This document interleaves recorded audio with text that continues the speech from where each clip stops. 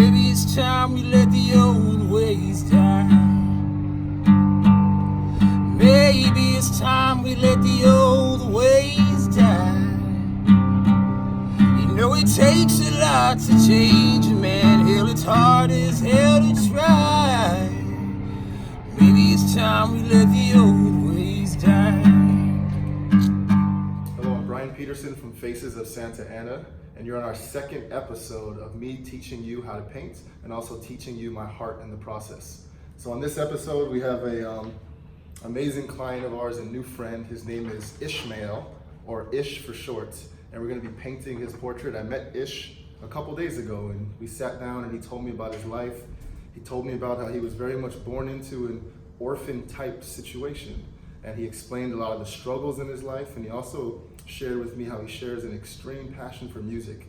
He loves to play guitar. He's recorded albums in the past, and so we're really excited to have you partner with us on this YouTube episode. And so today I'm just going to keep it very basic, as I always do. I have three basic colors that we're going to start out with. As I was sort of meditating and praying on who I saw Ish as and asking God to show me who your son is, I just saw this, again, another color shift. And I wanted to make a color shift in this painting from burnt sienna to Naples yellow into a green light. And so what that's gonna look like is it's gonna go from brown to yellow to green. And I'm not sure why I picked these colors. Sometimes I just go with my gut instinct. Other times I have very specific ideas of what the colors mean. But for this one, I really just feel like it's what I should do. And so thank you for joining me. We're gonna show you how to mix these colors and apply step one to the canvas. So step one is fairly easy. I often treat my canvases a lot like watercolor, and so I'll be mixing my oil paints with a lot of odorless terpenoid. And I do that so the paint's really runny, and our goal right now is just to prime the canvas with the colors that I mentioned before. So we're gonna go from a brown to a yellow to a green, and I'll show you what that looks like as I mix these colors. In the first stage, you don't need a ton of paint because I'm gonna be diluting it a lot. So I'm just gonna squeeze out about a dime size amount of the three colors, and then also a little bit of white. So there's the brown. Here comes the Naples yellow. I'm actually gonna mix, sort of on the fly here, I'm gonna mix the Naples yellow with a typical cadmium yellow together in this process. I like my paintings to be very, very vibrant, and I'm really interested in seeing what these two yellows create when they're mixed together. And last but not least, we're gonna go into a green light. So typically you can mix your own green. You can go for a yellow and a blue, and you can very much make this green yourself, but I'm a huge fan of working fast, and so when it comes in a tube like this, I'm excited. All right. So I'm just gonna first, before I start laying this base coat, I'm just gonna mix these two yellows together. And so now I feel like we have something that's nice and rich that goes with this brown. It's not too yellow and it's not too pale. I feel like it's a good in-between. All right. So here's my secret. Step one, always have lots of paper towels. This is the messy part. This is the part where I feel like as an artist, you have the opportunity to break off fear. The hardest thing to do is start a painting. Where do you put the first stroke? Where do you put the first dab of color? But this technique, you can jump right in, and there's no such thing as mistakes. And I'll show you what that looks like right now. So I'm gonna saturate the brush I use. This is about a 2-inch size brush. This is like the childlike brush that you're supposed to be messy and dirty with in this stage. So if you're following along, saturate it in your mineral spirits. I'm probably gonna start with the brown first. So we're gonna go from right to left on this canvas. And I'm just gonna dab this on the canvas. I'm gonna grab some more, and what we're trying to do is get like a watercolor type consistency as we look at what we're doing here in the canvas. It should be very, very watery, almost like more watery than pancake batter, almost to the consistency of water or juice.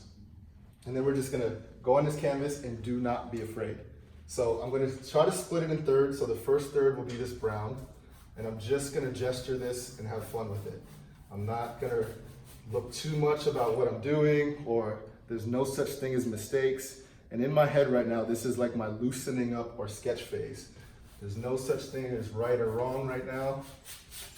There's actually no such thing as right or wrong ever when you're painting. And use this step to loosen up.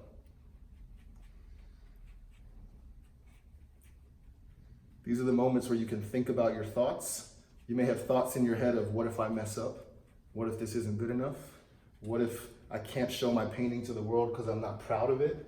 Use this moment to break through all those negative thoughts and just flow. This is your opportunity to be like a kid. Find your inner child and just let him free. I'm very much known for my drips in my paintings. People always ask me, how do you do drips? What's your technique? And so, like always, I just saturate my brush with a lot of loose paint, and then I'll just dab it on the canvas and just let it drip. And I'm not focused on getting things perfect. I'm actually trying to make mistakes. I'm trying to come outside of myself and explore and have fun with this piece of art. So I'm just gonna sort of leave that there like that. I love leaving areas of the canvas white. Everyone I'm painting and everyone in life is a work in progress. No one's complete yet. And so I feel in the very same way, I love to leave my canvases slightly incomplete. I love to let some of the white show through, just to make a point to our audience and our supporters and those buying the paintings that, hey, we're all on a journey. I've come into Ishmael's life in a certain chapter.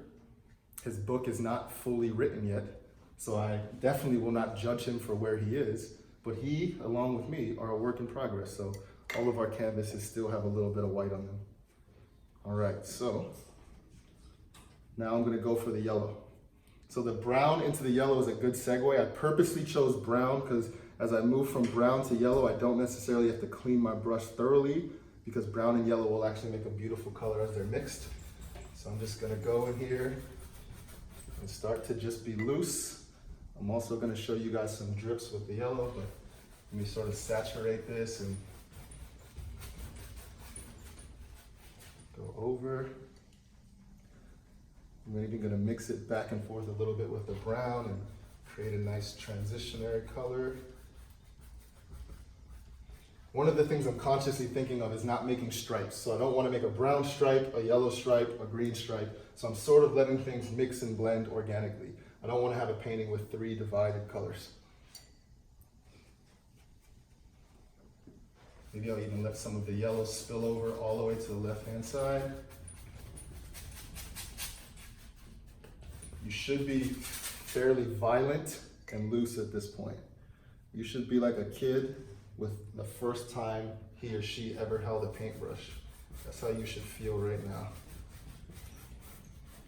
There's no rules, there's no mistakes. The only ask is that you let stuff drip and be loose. Be very, very loose. My palette over here has tons of splatters on it. It's messy. It's probably all over the floor of my living room / studio. And thank you, Jesus, for concrete. Right. Okay. Now I'm gonna go and make the green. So I'm gonna leave a little bit of yellow on this brush. It's not fully cleaned off. And I'm just gonna start mixing a little bit of this green. There we go. We have a watercolor-like consistency. And I'm gonna start from the very, very outside and move my way in. Eventually this green is gonna start to mix with that yellow. The whole canvas right now is saturated with paint thinner or odorless terpenoid, whichever one you're using. And so we have the opportunity to get a nice color shift and some cool effects on our painting.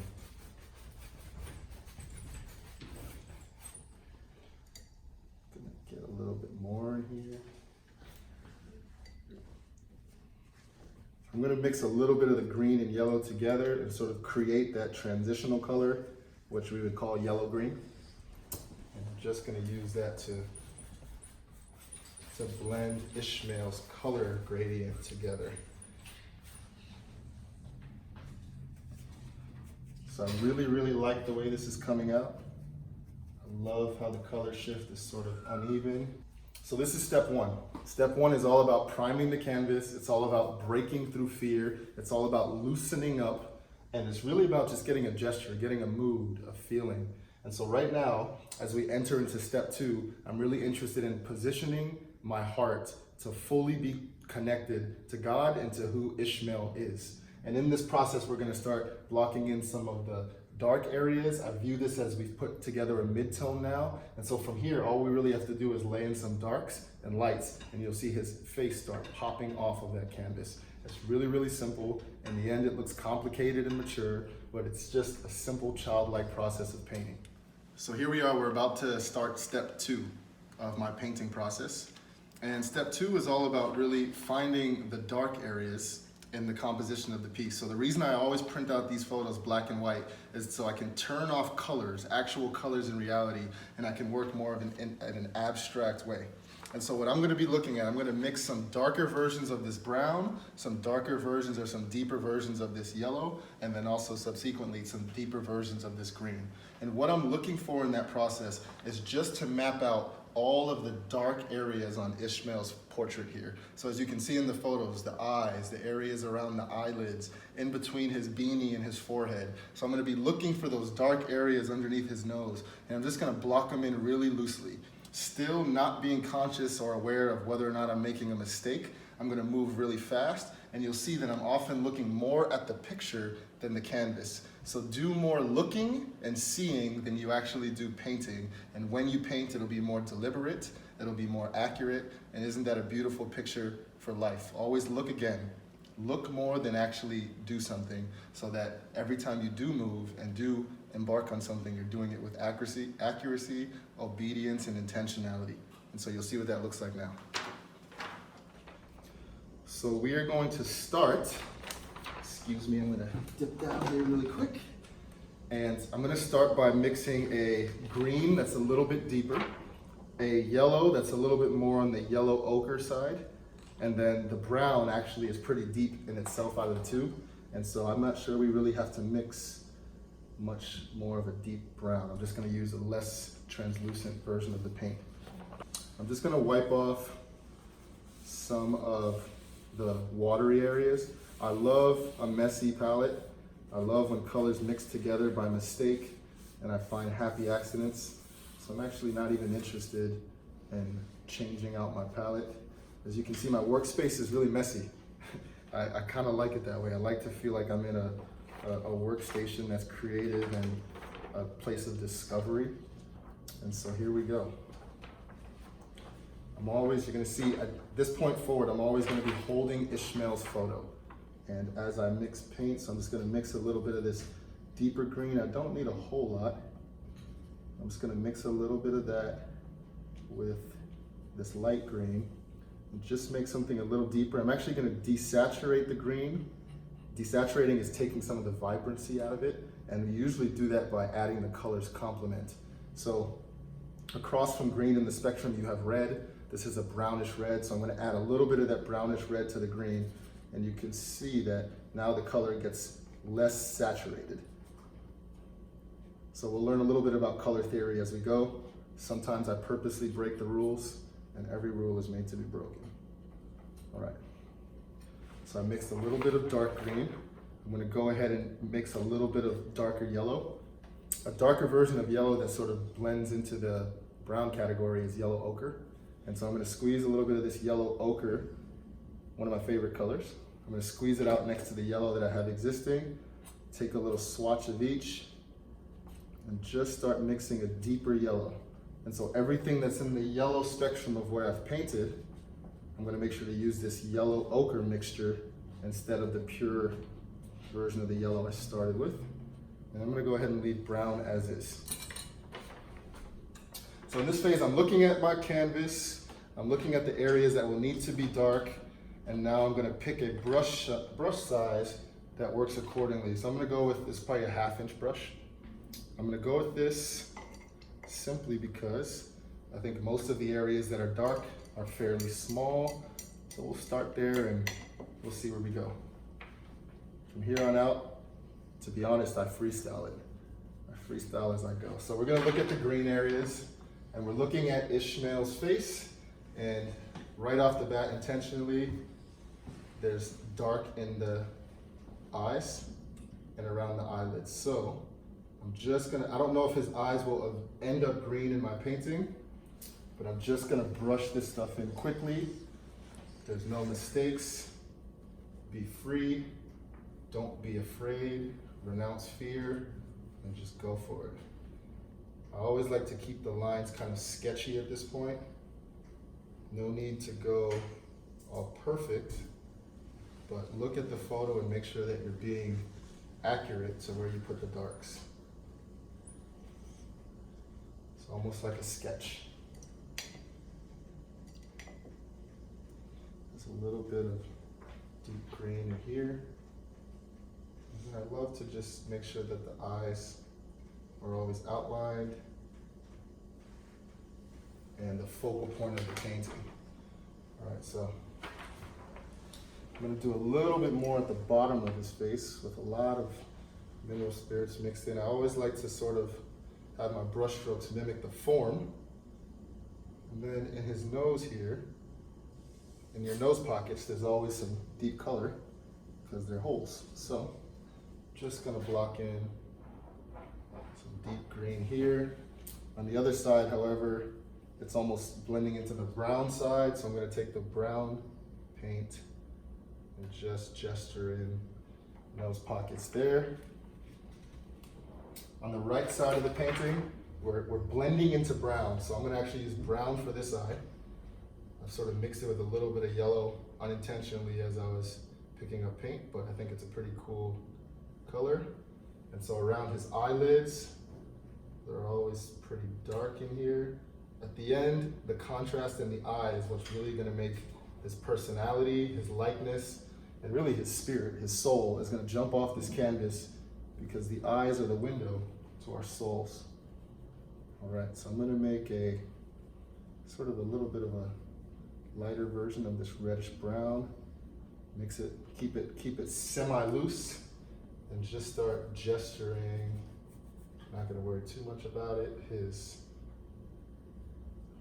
eyebrows, sort of the lid underneath, even in this part of his eye. And then sort of, I'm gonna pick up some of my yellow ochre color that we mixed earlier. You can have a tiny bit of brown in it to keep it a little bit red. And we're just gonna gesture that in. I could actually pick up a bigger brush now. We're moving on to the bigger areas of Ishmael's face. So this is probably an inch brush, maybe 1.25 inch size. So I'm just gonna make those brushes clean, and I'm gonna go for it and get some nice sculpture in his face. All right. So I'm just mixing that yellow ochre color. I'm looking at where the transitions are happening, and they're happening around here, all up on his beanie. It's nice and dark. It's nice and dark in here. So we want to make sure we capture contrast. In the end, will always make these paintings stand out. They'll really give them a sense of dimension, and I think in turn give the client or the newfound friend a sense of hope, dignity, and life when they see themselves with new color. So even around underneath his nose here, he has sort of a slightly dark pocket here. He has a little bit of a smirk. The lips, the top lip of a person always sort of faces down. And so 9 times out of 10, the top lip is always darker than the bottom lip. So I'm just gonna gesture his lip in all sort of one color. And we'll leave the bottom one light since it's already light. And then Ishmael has sort of a scruffy version of a beard. Just gonna move and put in a little bit of that with some brown. Not gonna get too involved with every hair yet. We're just gonna continue.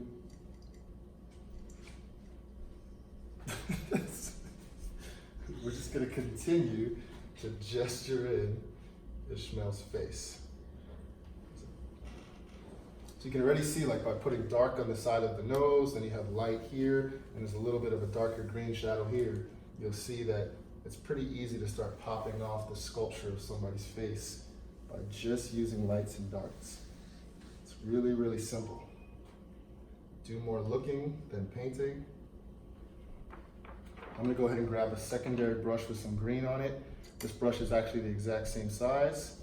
Trying to stay with big brushes and stay loose. And on this side of his nose, he has sort of a dark core here.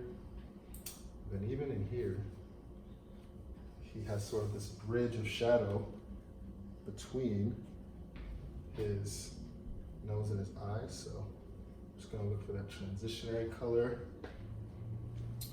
And there's also a little shadow pocket here, and he has sort of a little mustache, some peach fuzz, so we're just gonna blow that in. Then cheek sculpture here.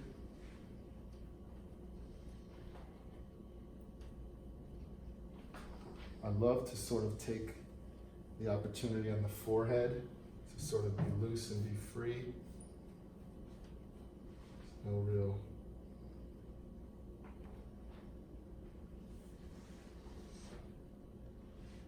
there's not a lot of definitive lines on his forehead, so we're just going to keep it pretty loose. Okay.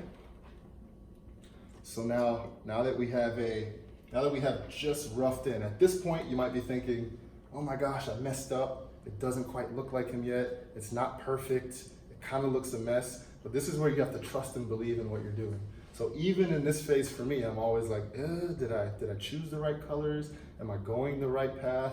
But always at this phase, I look at it and I'm like, I'm not sure I like it yet, but I trust that the God in me who sees Ishmael will lead me through this process and come out with a piece that makes him happy and dignifies him in a new light. And so thank you for joining me on step 2. Step 3 will actually be adding lights. So we started with a mid-tone. We primed the whole canvas. Then we went dark. Now the next phase here, we're gonna go light. So I'm gonna mix on my palette a light version of the brown, a light version of the yellow, and a light version of the green. And I'm just gonna start blasting in lights, and you'll see how his face starts to come out of the canvas. We're building sculpture. Medium tone, dark second, light third. And then after that, we just have fun sculpting and moving brushstrokes around and creating a really compelling piece of art for Ishmael to view. So we've gone through stage 2, and now we're on to stage 3. We're ready for lights. So what we're gonna do on our palette, we're actually gonna mix a lighter version of the brown, a lighter version of this middle yellow color, and I'll probably move towards pure yellow mixed with white. So it's gonna be really, really vibrant yellows in the middle of his face, and then a lighter version of the green. So what I'm gonna do to lighten that is add green and yellow together. So we went middle tone first, dark tone second, and now we're going light. So let's bring Ishmael into the light. Here we go. I'm gonna start by using some white and squeezing some white on my canvas. I've gotten really good over the last 3 years of opening tubes with one hand and letting myself hold his portrait in the other hand. So I'm just gonna squeeze white at the top. I'm not sure how much of it I'll use yet, but we'll see as we go. Next, I'm gonna use yellow. So this is a cadmium yellow hue.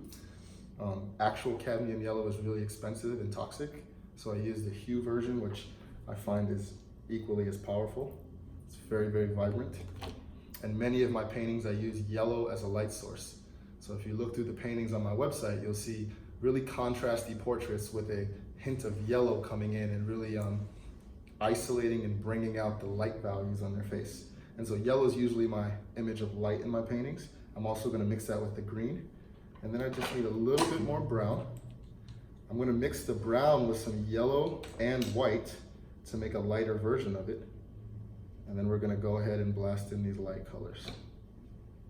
All right, so here's my palette knife. And we're gonna go for it. Just gonna clean it off on my paper towel. And we'll start with, I'm gonna actually start with making a really light yellow. So I think I'm gonna end up using a lot of this color on his face. So I'm mixing white and yellow together. So we're taking the brightest color in the spectrum and we're mixing it with white. And what that's gonna do is that's gonna create a really, really intense version of a highlight to go right on his face. So I'll always hold it up next to the canvas to make sure I'm mixing enough of that color. And as I held this up, I noticed, well, it's kind of close to what's on there, so I'm gonna add more white. It'll be a lot closer to white. Okay? So now I have a really, really light yellow and sort of a middle one here on the palette as well. Clean off my brush, and now I'm gonna make a lighter version of the brown. I'm gonna take that, I'm gonna mix it with a tiny bit of white. I might need to squeeze out some more. I notice when I paint, I go through white faster than any other color. So I've blown through a ton of white paint in the last 3.5 years.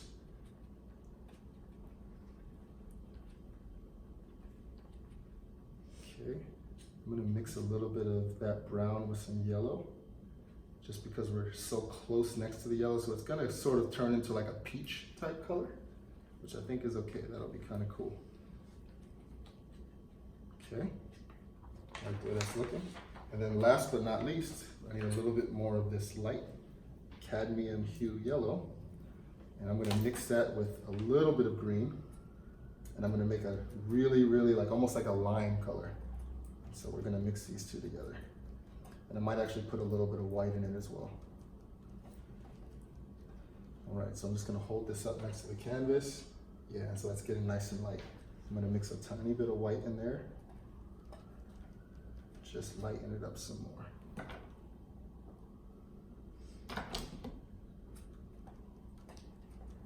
Okay, here we go. So we're ready. I'm probably gonna start with the middle. I wanna really start building out his nose. And so the nose happens to fall in the yellow spectrum of our ombre effect we've given this canvas. So I really need to make sure my brush is pretty clean. As we're dealing with yellow, you don't wanna mix too many colors with yellow because you'll lose the purity of that color. So I'm just gonna clean off my brush, mix it with, we're still working like, we're almost like pancake batter consistency now. So we're not watercolor, we're not juice, but we have a little bit more thickness because we want to start building. And so as you can see, this is a really light version of the yellow, and I'm just gonna gesture in some form on Ishmael's face. I'm really being conscious of where I'm laying down the color. So in this area, it's more yellow, so I'm just gonna add a little bit of yellow to it. I always tell people, they're like, what's your process for painting? And I always say, I like to just do like one stroke and then move on. So I'm not over here putting together blends or blending all my colors together, but I'm just putting one stroke on the canvas and then moving on. And I sort of like the way this style has developed over the last 3 years. It's really cool over the eyes. So the eyes have really deep pockets, but then they have some really intense highlights. And so if you really look at someone's eyes closely, especially in these black and white photos, you can start to see some intense darks, which can kind of be scary, putting really, really dark colors around someone's eyes, but it's really what helps them stand off the canvas at the end of the day. And I'm actually gonna take, as I'm doing this, because I really like to be conscious of his eyes, I'm gonna take some dark brown and mix it with some deep green and almost create a black.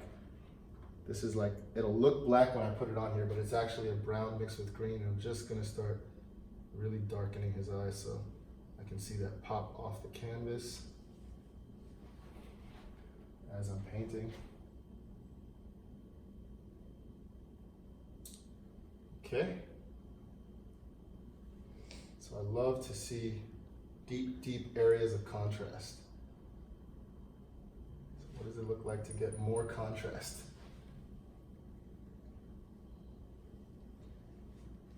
And I'm just gonna do that for now. We'll come back to that later. Okay.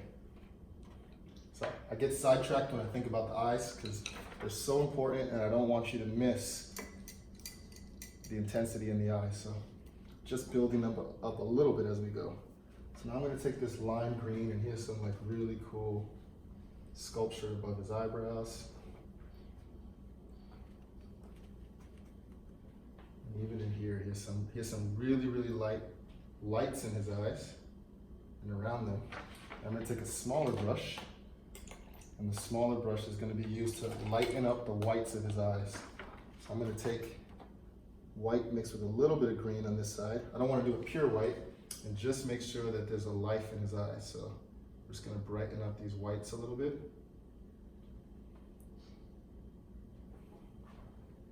As we go. And the same on this side.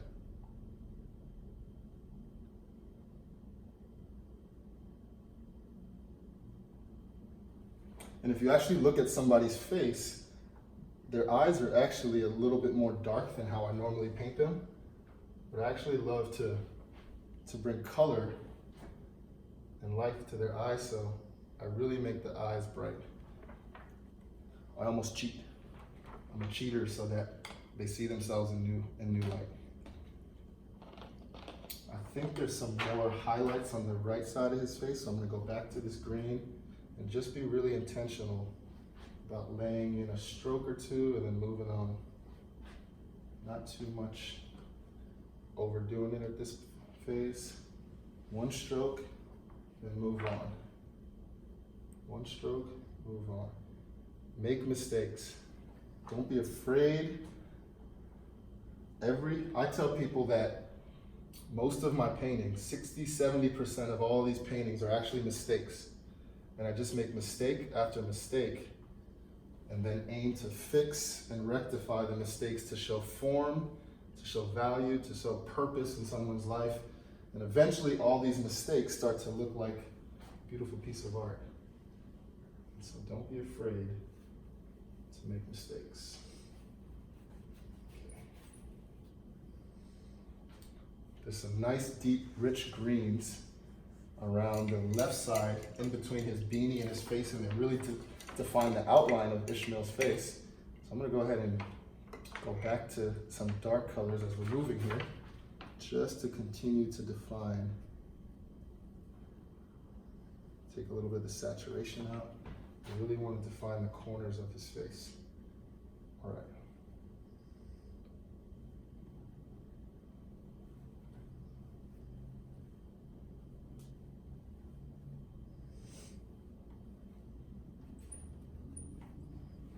Okay. Keep it loose. Don't be scared.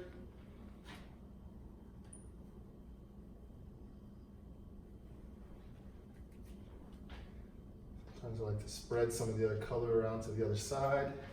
It's really cool when you have one side of the canvas is green, the other side is brown, and you can do some really fun stuff with mixing the green and brown together and really getting those dark values in between his beanie and his face, and those eventually are going to flow into his beard, but we'll get more into that later. Let's just get some contrast in there. So it's pretty cool. You can start to see his face starting to jump off the canvas. I'm going to go back to a small brush, and I'm actually going to pick up a little bit more detail of these dark, dark, dark corners of his nose pockets. And you'll see as those corners get laid in, look what happens. That nose begins to jump off the canvas. Even in his lips, between the two lips is always very, very dark. And so we are just gonna be loose, thick to thin. Sometimes I like to hold the brush really far away from my hands, and that enables you to get some loose lines that you might not achieve if you were holding that brush really close. We're gonna jump soon into a time lapse, but before we get there, I just wanna start adding in a little bit more flavor. Notice how I'm using my brush. I'm not trying to blend stuff together. Not that blending is bad, but I love to see the hand of the artist. I think we can look around the world. You can go to the most beautiful places on earth, and you can see the hand of an artist at work. Mountains and valleys, and so I'm really interested in showing the hand of the artist in all of my work. So give me a minute or two more, and then we're gonna jump into time lapse, and I'm gonna show you how to just keep building with one stroke. One stroke of color, move on. One stroke of color, move on. So you can see that we don't have to really sit and try to blend everything, unless you want to. Unless you're a blender, go blend. But you can really explore one stroke. I'm actually going to gesture in a little bit of color, a little bit of this brown. I'm gonna add a color in before we jump into time lapse. I'm gonna take the brown and mix it with red. So right now we have all his skin tones. I think it'd be really great if his beanie had a little bit of a different hue. So we're gonna take some brown and we're actually gonna mix it with some alizarin crimson, my favorite red. It's a nice deep sort of scarlet color. And we're just gonna gesture in some of his beanie. So it's still in the brown family, but we've added a little bit of red to it. I'm gonna add a little bit more, just to sort of take this thing away from his skin tones. Just gonna let it blend. Experimenting with color. Don't know if this is gonna work, but why not? Why not add something new and be free as we do it? I think it'll be really cool too to sort of pull in some of that alizarin crimson very subtly just into his lip, maybe in the creases of his nose. So now we're just adding a little bit of an extra flair. A lot of people will ask me, how did you know to put the colors there?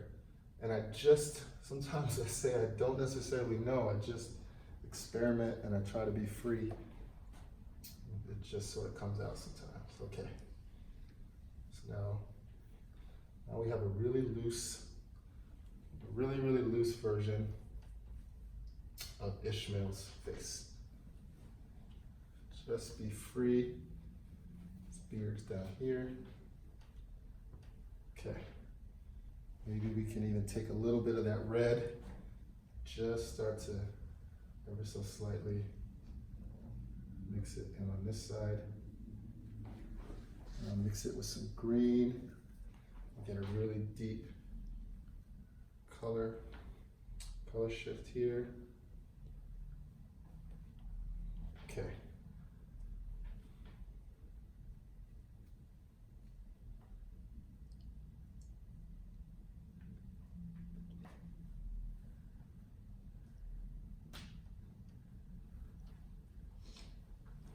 All right, so we're extremely loose still. We've been building, I've been experimenting. I introduced the introduction of alizarin crimson, but what I'm gonna do now is we're gonna go into a time lapse. And in this time lapse, you're just gonna see me build.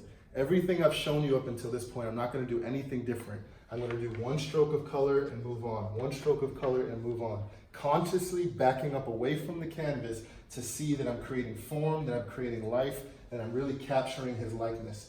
What I aim to show is energy. I aim to show that I care for him. So every stroke, I position my heart and care. And I care about you all too. So the reason why this YouTube channel exists is so that I can show you how amazing it is to worship with your gift. And so follow me for the next couple minutes and I'll show you what it looks like to finish this thing up.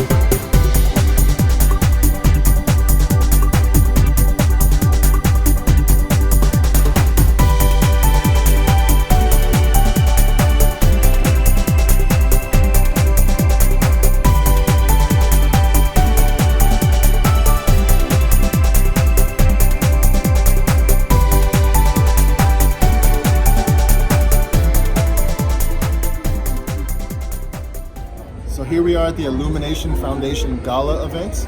This picture of Ish was painted to raise money for their annual yearly gala. And here we are, we live painted this painting, we finished it up, and someone's actually placed a bid on it so far. And so we're extremely grateful to partner with such amazing organizations in our city. I hope you like the painting. As you can see from the beginning, we started with the color shift of brown to yellows to green. And it captivated somebody's heart to say, yes, I'm going to support Illumination Foundation and I'm going to buy this painting. So thank you for following along. Ladies and gentlemen, this evening's gala program is about to begin. Please take your seats so you don't miss out a moment of the festivities.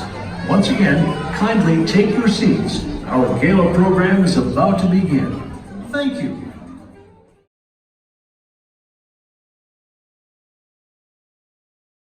You know, it's actually quite a surprise. I literally just rolled out of bed, couldn't find my socks. Now I'm standing in front of this camera. So I'm hoping it's gonna be something that can help the IF. Something that can help raise awareness. All right, so here's the deal. So we have good news. So Sunday was the Illumination Gala in which you donated your face to me as the artist to raise awareness and raise funds. And that night, the painting was a donor pledged a donation, and so she bought the painting. So you've already had an impact on homelessness at large, and you've helped support Illumination Foundation in their mission to end homelessness.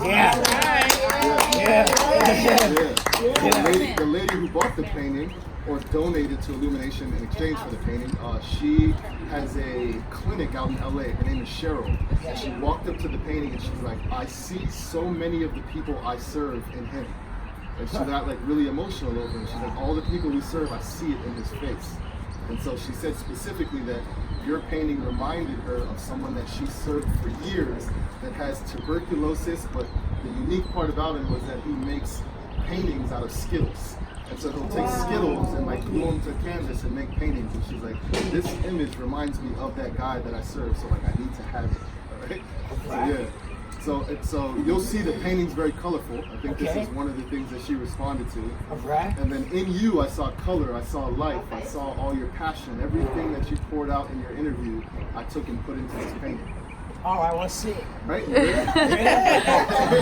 So without further ado, here is your face as a Santa Ana painting.